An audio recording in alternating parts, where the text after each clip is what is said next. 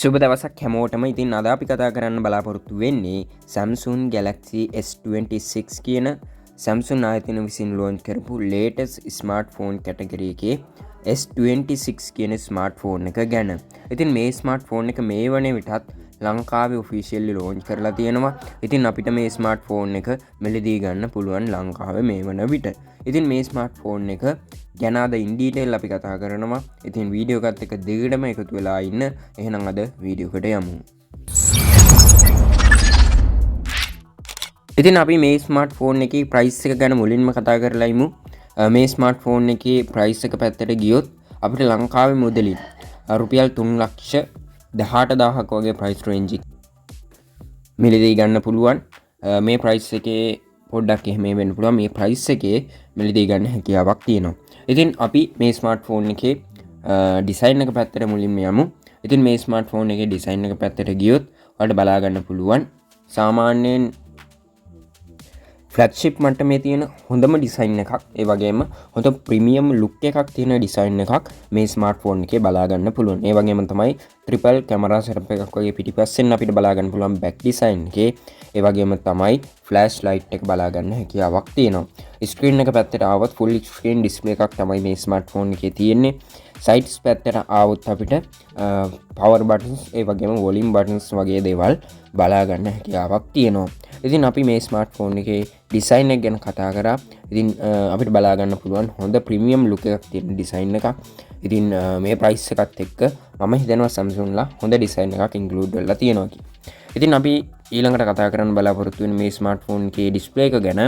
ඉතින් මේ ස්මාර්ට්ෆෝන් එකේ ඩිස්ප්ලේ එක ගැන කතා කරොත්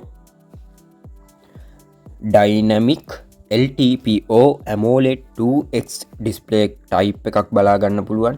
සුපිරිම display type එකක් තමයි මේ smartphone එකේ include වෙලා තියෙන්නේ.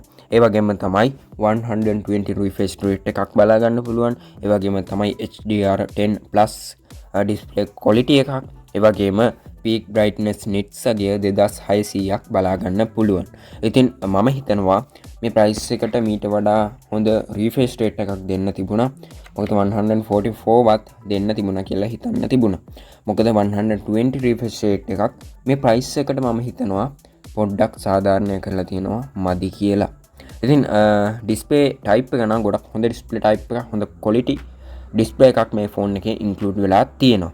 ඊළඟට මේ smartphone එකේ display size එක පැත්තට ගියොත් අංගල් 6.3ක display size එකක් බලා ගන්න පුළුවන්. සාමාන්‍යයෙන් පොඩි ස්මාර්ට්ෆෝන් එකක් විදිහට ගන්න පුළුවන්, ලොකු ස්මාර්ට්ෆෝන් එකක් විදිහට ගන්න අමාරුයි. ඉතින් ඊළඟට මේ ස්මාර්ට්ෆෝන් එකේ රිසොලූෂන් එක පැත්තට ගියොත් 1080යි 2340ක පික්සල් අගයක් බලා ගන්න පුළුවන්. ඒ වගේම තමයි ප්‍රොටෙක්ෂන් එක පැත්තට ගියොත් Corning Gorilla Glass Victus 2 and moist level 5 බලා ගන්න පුළුවන්. ඉතින් ප්‍රොටෙක්ෂන් එක ගොඩක් හොඳ ප්‍රොටෙක්ෂන් එකක් කියලා මම හිතනවා. ඉතින් ඩිස්ප්ලේ එක ගැන ඕවරෝල් කතා කළා. මේ ප්‍රයිස් එකට ඇවරේජ් මට්ටමේ හොඳ සාධාරණයක් කරලා තියෙනවා කියලා කියන්න පුළුවන්. නමුත් අඩුපාඩුත් තියෙනවා. ඊළඟට අපි කතා කරන්න බලාපොරොත්තු වෙන්නේ මේ ස්මාර්ට්ෆෝන් එකේ බොඩි එක සම්බන්ධව. ඉතින් අපි මුලින්ම ඩිසයින් එක ගැන කතා කරා. දැන් බොඩි එක ගැන පොඩ්ඩක් කතා කරමු. ඉතින් මේ ස්මාර්ට්ෆෝන් එකේ thickness එක ඝනකම මිලිමීටර් 7.2යි.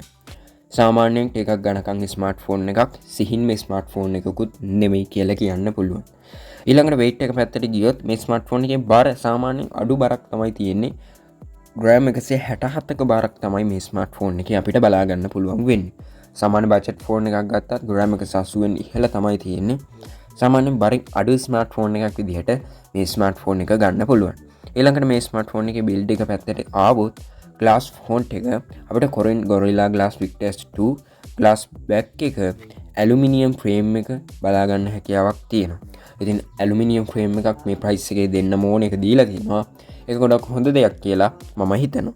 ඊට පස්සේ මේ ස්මාර්ට්ෆෝන් එකේ අපිට IP rating එක පැත්තට ගියොත් IP68 dust and water resistance පහසුකම include වෙනවා. ඉතින් ඔයාලට මේකේ high water resistant පහසුකමක් තමයි තියෙන්නේ.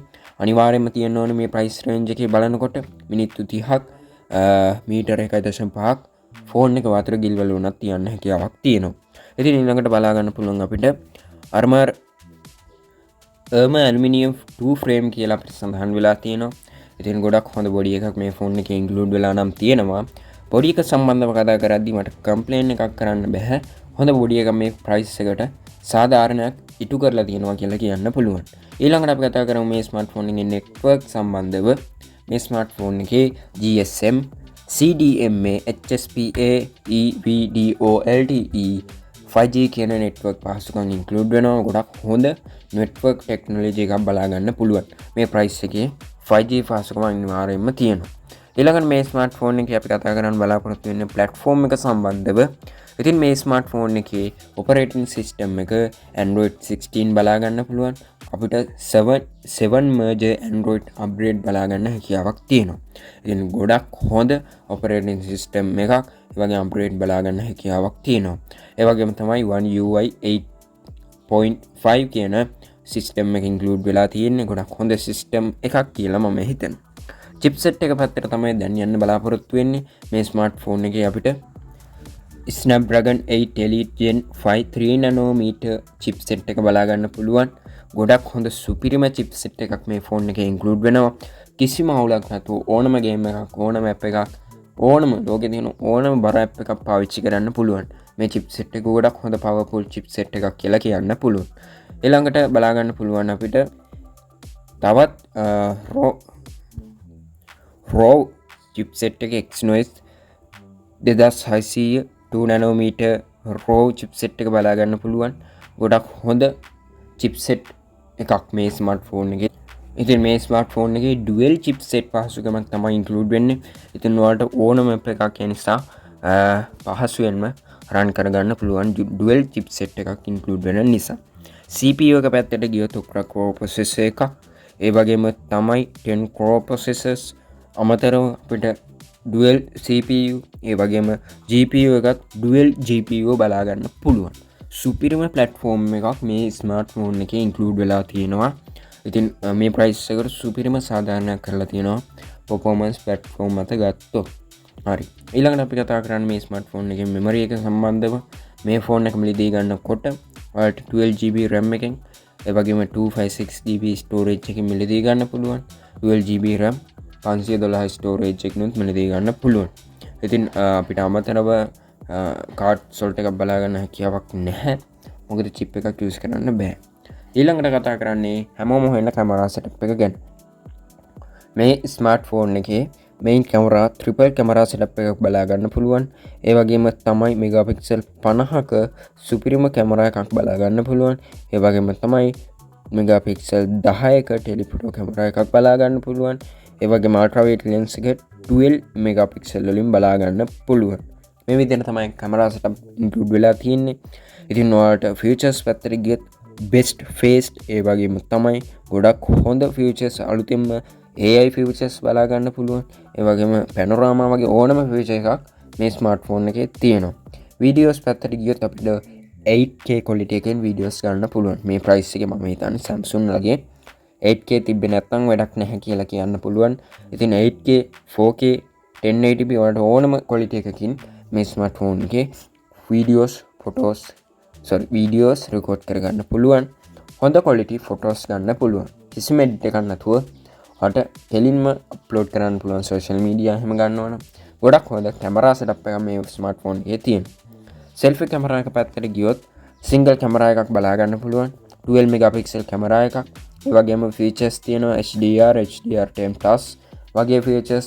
ඒ වගේම videos පැත්තට ගියොත් 4K videos selfie camera එකෙන් record කරගන්න පුළුවන්. ගොඩක් හොඳ selfie camera එකක්. හොඳ quality එකක් තියෙන selfie camera එකකුත් මේ smartphone එකෙන් include වෙලා තියෙනවා. ඊළඟට අපි කතා කරන්න බලාපොරොත්තු වෙන්නේ මේ smartphone එකේ sound setup එක ගැන. loud speaker setup එකක් බලා ගන්න පුළුවන්.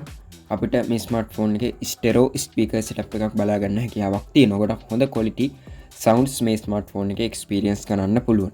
අපිට ඒ වගේම hybrid auto support කරන සුපිරිම sound setup එකක් තමයි බලා ගන්න පුළුවන් වෙන්නේ. සුපිරිම audio quality එකක් මේ smartphone එකේ බලා ගන්න පුළුවන්. ඊළඟට කතා කරමු මේ smartphone එකේ battery health එක, battery capacity එක ගැන. මේ smartphone එකේ milliampere hour 4300ක battery capacity එකක් තියෙනවා. දැන් ඔයාලා හිතනවා ඇති 4300ක් ඇයි මෙච්චර price එකක තියෙන්නේ කියලා.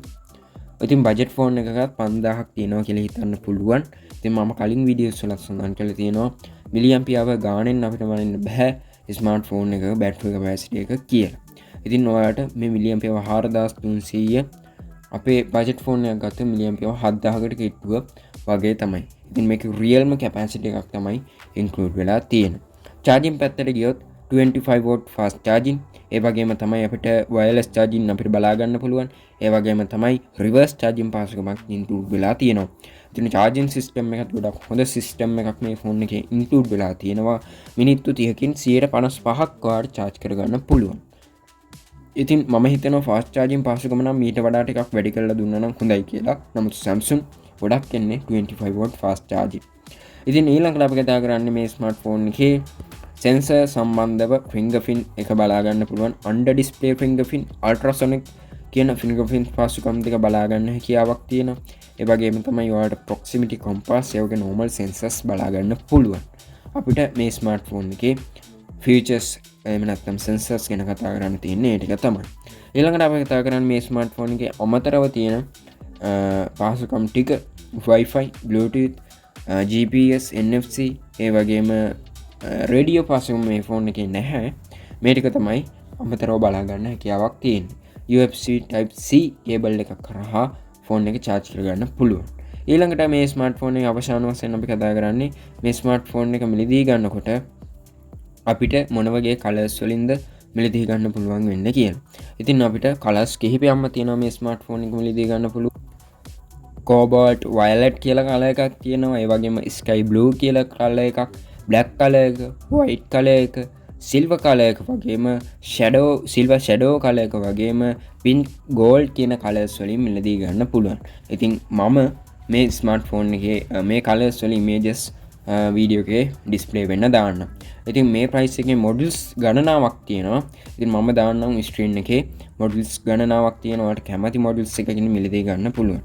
ඉතින් ඒ වගේම තමයි මේ ස්මාර්ට්ෆෝන් එකට අනිවාර්යයෙන්ම warranty තියෙන තැනකින් ඒ වගේම TRC approval තැනකින් මිලදී ගන්න කියලා ඉල්ලීමක් ඉල්ලන. මොකද මේ ස්මාර්ට්ෆෝන් launch වෙන ගමන් fake phones මේ ස්මාර්ට්ෆෝන්ස් වගේ ගොඩක් launch කරනවා හොර රහසෙන්ම. ඒ නිසා ඔයාලා අනිවාර්යයෙන්ම සැලකිලිමත් තැනකින් මේ වගේ ස්මාර්ට්ෆෝන් එක, මොකද ලොකු ස්මාර්ට්ෆෝන් එක ලොකු මිලක් තියෙන ස්මාර්ට්ෆෝන් එකක් මිලදී ගන්නකොට මිලදී ගන්න. ඉතින් අද වීඩියෝ එකෙන් කතා කරේ මේ Samsung Galaxy S26 කියන ස්මාර්ට්ෆෝන් එක. ඉදිරියේදී Samsung Galaxy S26 Ultra වගේම මේ latest mobile phones එකේ review අරන් එන්න බලාපොරොත්තු වෙනවා. ඉතින් අද වීඩියෝ එක හොඳයි කියලා හිතෙනවා නම් වීඩියෝ එකට like එකක් දාන්න. ඒ වගේම subscribe කරලා නැත්නම් දැම්ම subscribe කරන්න. Facebook එකෙන් follow කරලා තියාගන්න. එහෙනම් තවත් මේ වගේ වීඩියෝ එකකින් හමුවෙමු. හැමෝටම සුබ දවසක්. ජය වේවා.